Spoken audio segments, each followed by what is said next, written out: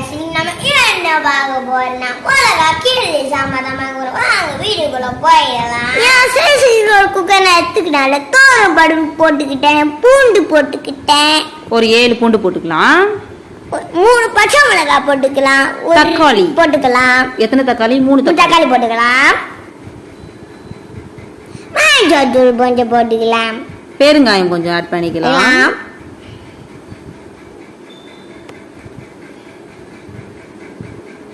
இப்போ கிண்டிக்கலாம். இன்னும் கிண்ட வேண்டாம், குக்கர் மூடியை வச்சுக்கலாம். விசில் போட்டாச்சு. ரெடி ஆயிடுச்சு பருப்பு சாம்பார். இப்போ பருப்பெல்லாம் நல்லா வெந்து வந்துருச்சு. பருப்பு நல்லா வெந்து வந்துருச்சு.